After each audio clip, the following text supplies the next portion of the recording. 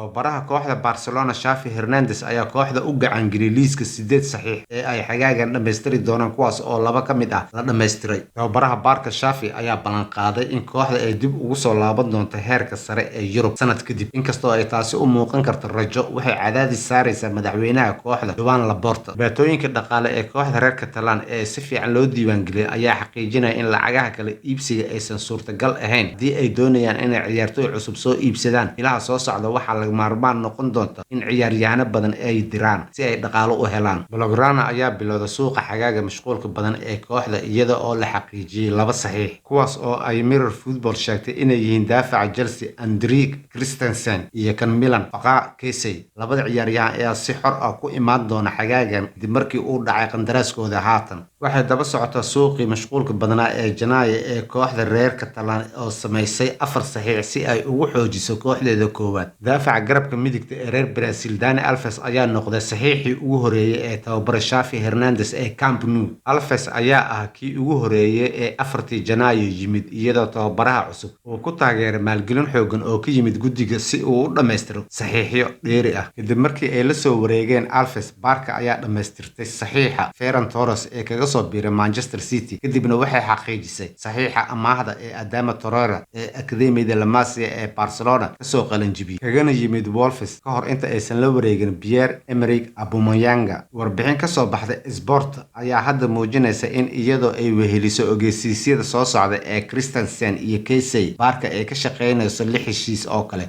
kuwaas oo dhammaystiri doona shax cusub xilli ciyaareedka soo socda. Dhammaan ciyaartoyda uma badna in la soo saxiixdo, laakiin kooxdu waxay si fircoon u eegaysaa liiska u sharxan codsiga Xavi. 4 ka mid ah ciyaartoydaas ayaa si xooggan loola xiriirinaya kooxda, waxaana ka mid ah kabtanka Chelsea Cesar Azpilicueta iyo daafaca garabka ee Marcos Alonso. Labada ciyaaryahan ayaa loo maleynayaa inay u furan yihiin inay ku soo laabtaan kubadda cagta Spain. Xavi ayaana aaminsan in labada ciyaaryahan ay ku habboon yihiin muuqaalka waxa uu doonayo xagaagan. Waxa ay dhammaystiri doontaa 3 daafac oo ka yimid Blues kadib markii Christensen uu la wareegay halka Antonio Rudiger uu horay ugu biiray kooxda ay xifaaltamaan ee Real Madrid. Si kastaba ha ahaatee, waxaa laga yaabaa inay xanuun badan ku hayaan Blues maadaama bartilmaameedka kale ee muhiimka ah ee Barcelona uu yahay Jules Koundé oo bartilmaameed muhiim u ah kooxda galbeedka London. Sevilla ayaa haysata 68 milyan oo gini oo u dhiganta 80 milyan oo euro oo lagu burburin karo qandaraaska ciyaaryahanka reer Faransa kadib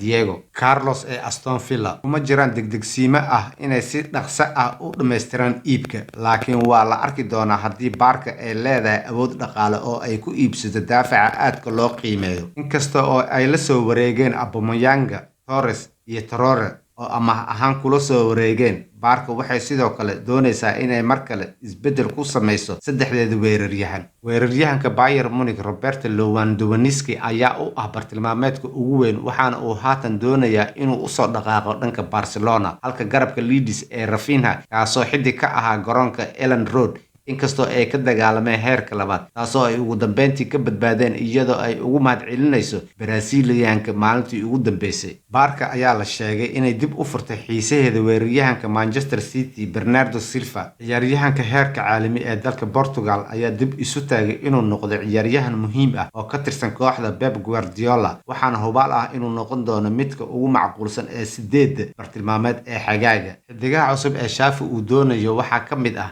Ter Stegen, Azpilicueta, Koundé, Christensen, Alonso, Gavi, Pedri, Kessie, Silva, Lewandowski, Rafinha.